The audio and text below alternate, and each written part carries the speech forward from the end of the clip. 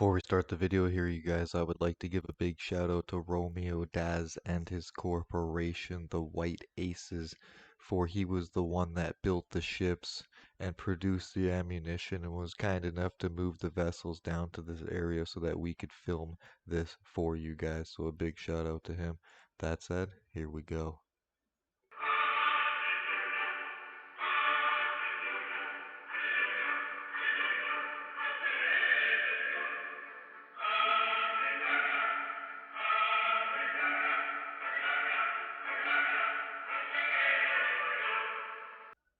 Hey, what's up all you basement dwellers? Tickle My Shoes here, aka Fluffalole, also known as the Hecate King when I play games such as EVE Online.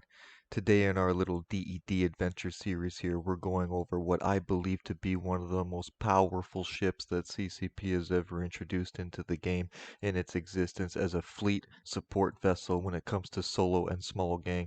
These ships do not shine in their contingency, but when you have them in a group of at least 5, 10, 15, 25 or more, they tend to shine pretty well. These vessels in the proper hands and under the right commander and a squad can literally change the tides of battle. So with that said, I'm just going to go into here and tell you guys what we're going to do. So today we're going to use these things and we're going to run some Sansha and Blood Raider DED and combat sites because as you can see when it comes to the damage type, they are heavily damaged and when it's the long range ammo, which are ones like this, they should be heavily damaged into the EM. As you can see, the medium EM one. If you were up in the Caldari zone, you could use that one, but they seem to have more EM damage and kinetic as the Trigvalians are explosive and thermal. So these things I'm sure will destroy Sancha NPCs like no other, as their weakest resistance is EM. So with that said, we are running this build right here. This is the build that Romeo and his friends are using. So we're just going to run it like this. As you guys always know, we do not run things on the test server. We have to run it on the real server as how it is. So we feel that after discussion in small gangs when it comes to PvE and the battleship I'm going to show you guys now, it has a massive power grid output. So when you go like this, over here, we'll discuss this in a moment, but when it comes to this battleship, when I go over here to my builds, and you guys will see right here you have a 4% CPU. So this to me is how I fit it up. This is how I think it should be fitted in PvE, as it should be a supported vessel when it comes to its battleship role. It has a massive power grid right here. Look at this, you guys, 20.6 thousand. I tried to spend it all. I couldn't really get there, but when you turn this engine off and you control things specifically, it will support the other ships, as we do have light shield maintenance bots and we do have a large remote shield repper to keep our cruisers going when our cruisers are a solid 80 to 90,000, a possible 100,000 if you're max skills EHP cruisers. So remember you guys, what these things are is they are long range bombardment. So don't look at them as basic cruisers or the style that you're used to. If you're a player that uses like Sancha Nation battleships and you're used to sniping, etc., you'll understand these are for the first time in EVE Online's history we have actual mobile artillery units. So that's what these basically are, you guys. They are just a mobile artillery. I believe personally that when it comes to other players asking me about my experience in PvP, these things will be most powerful in the hands of a squad commander with at least 5 to 8 bushing destroyers in the unit, so that you could bush in on an angle onto Logi or other types of ships inside of a battlefield, and then you could bombard them at the same time. We've already tested this, that when it lands you can get up to 2 to 3 shots off before you can boosh. So the moment you land, you lock the targets in the enemy fleet, you bombard with your volleys, and then you tell the commander, you tell your little booshing commander to boosh. The moment you fire, he'll get 2 to 3 volleys off. You'll boosh 100 kilometers. You'll switch to long range. You will now be on a different angle and you'll start bombarding them again. It is almost impossible to stop the fleet engagement when it comes to PvP of these ships, because interceptor pilots pilots will be scattered all over the battlefield, flanking the enemy from all positions, and you'll always have a clean warp-in spot, and then the boosters can take control. So with that said, being able to change the tides of war with these things is pretty serious. People have not seen the power of them yet as they are new to the game, and the people, I'm sure, when we get a solid FC and the prices of the ships go down, etc. like that, they will be viable in fleet combat. So when it comes to this cruiser, you guys, you can see that it actually, when it's activated, is fully stable, and it has a solid 94,148 EHP. I am not fully skilled in this character. When it comes to these Edencom ships, my main character is fully skilled, and when you are fully skilled, it reaches to the 106 to 115,000 EHP range, which is very serious. But also remember that they do have high resistances. When you go like this and you look at their basic stats, they have heavy resistances to the shield, which is also a plus, meaning that when you design your builds, if they are not like this or like the other builds that we have made, you can reduce and sacrifice always your rig slots because of the 6% bonus. You usually do not need to rig up more defenses, stuff like that. But with that said, you guys, we're going to get right into the video, and I'm going to show you guys how fast these things can wipe NPCs in combat sites. So far so good, you guys. They are extremely powerful. Also, they are pretty sweet looking when they fly and when they warp, as you can see. Right here, when it lands, the wings will open back up. So they do look pretty nice. Right here, when it comes out of warp. It's pretty cool. So when there's more targets, they do better. When there's less targets, I do believe that they hit themselves. But we can see right here if it happens again. Look at that nice damage right there when you're at a good distance. You don't want to be too close because remember, you guys, these are mobile artillery units. But for the first time in EVE's online history, we have some kind of mobile artillery ship. Yes, there is artillery weapons in this game and long-range weapons, but nothing like this. Whoa, look at that. These things are getting deleted. But remember, this is just a 3 out of 10, so we're going to try the 4 out of 10 right after. So I'm just going to speed the camera up here, you guys, and I'll catch you guys shortly.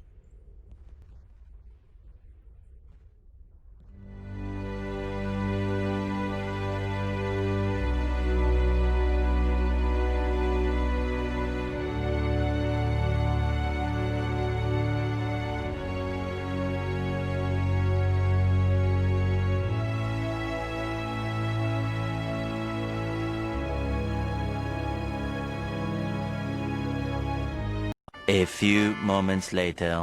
Alright, you guys, like I said, these things do annihilate the sansha NPCs, but also when it comes to them being really close, it like, does no damage, so you want to be at a good distance from them.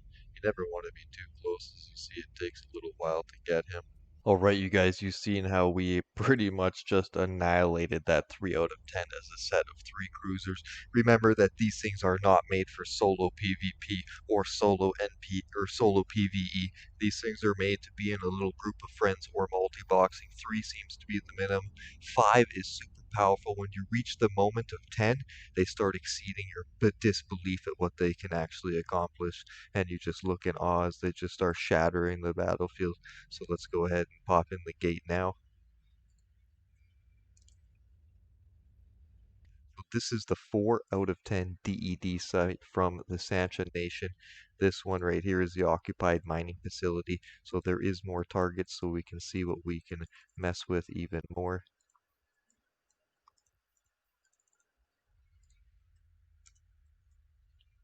Alright, so we'll go over here, start messing these guys up.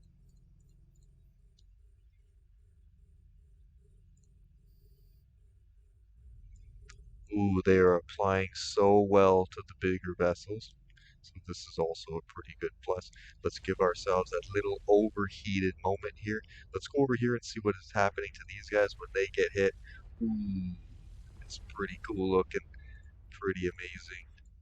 Alright, these guys are going down. Let's turn this heat off. These ships are getting quite annihilated pretty fast. Like, take a good look at, you guys, how many ships are actually in here and how fast these ships are actually about to clear the field. It is quite amazing, if you ask me.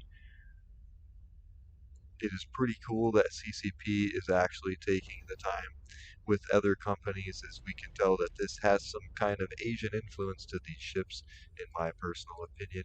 But I personally believe that EVE Online is in a really cool place at the moment, and there seems to be a huge amount of ships that people are flying and different builds, etc. So there is no one fit flies all kind of deal. It's very spread around, so that part of it I like. So I do appreciate that CCP is actually taking the time to make it a more viable game for everyone. Wow, look at that. Just deleted. Cleared that room insanely fast. Let's head on to the next gate. Okay guys, so we're here, we're going into the last part of the room on the 4 out of 10 DED. So pretty much you guys are going to see in this video how fast we just annihilated a 3 out of 10 and a 4 out of 10. So we tell my friend right side, and then we're going to drift over here, start locking these up.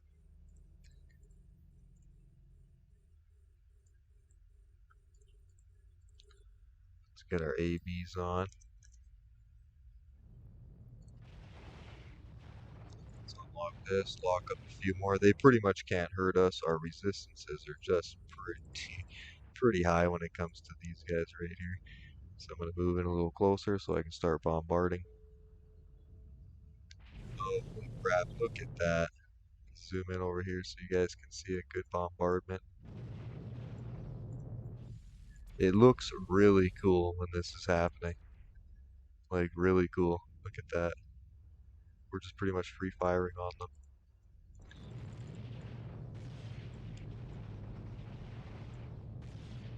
I came a little closer because I wanted to see what happens when you get right in their face.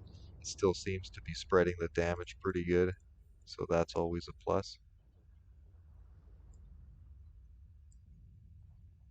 Remember, you don't ever want to be near things in this ship. You always want to keep your distance because these are mobile artillery, so they should never be anywhere close. I would say the minimum range you would want to be near something is like 30 kilometers. Any closer than that, you're probably failing the design of the ship. That's my personal opinion. We're just going to go over here and see.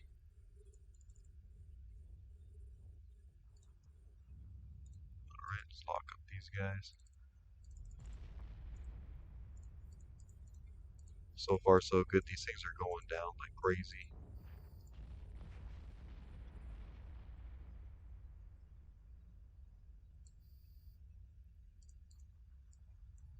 And then we got the true Sancha guy over there. He's the guy with the loot. Let's keep firing. As of right now, you guys, it is kind of expensive to run these ships, as you can see right here. The in-game is estimating this at 775 million, and some of the ammo is pretty expensive as well. But we just wanted to showcase you guys what these things are actually like when it comes to PvE, and soon you guys will see them, I'm sure, in the PvE Stratios of the Eden world, because these things will truly change the game once people start realizing what they're actually capable of. So let's just go here and try to tell them to focus fire on this guy.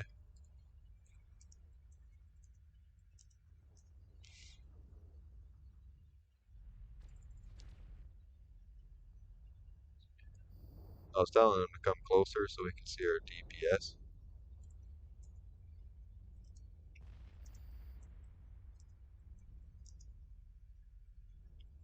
I seem to be hitting him the more I get out. So look, we hit him for 346. They're at 16 kilometers. Let's keep going back out here. Romeo is hitting him for 99. See, I'm hitting him for 346 again. So that basically tells us that you don't actually want to be close to them ever. You want to pretty much be like 30-kilometer range, like I said.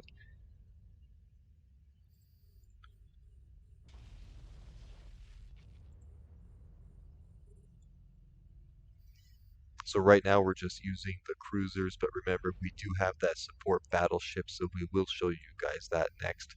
We just have to get a higher DED, but so far we just annihilated a 3 out of 10 and a 4 out of 10 in less than like 15 minutes. So I'm going to tell him now to scoop the loot, and then we're going to warp us away.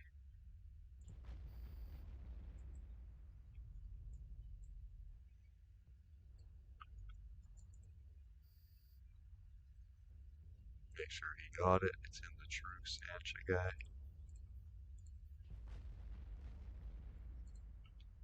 So we got a Centum B-type armor repairer there and that, so that's pretty good. Out of the other site, we didn't get too much there. We got the 6th and the Centum explosive one.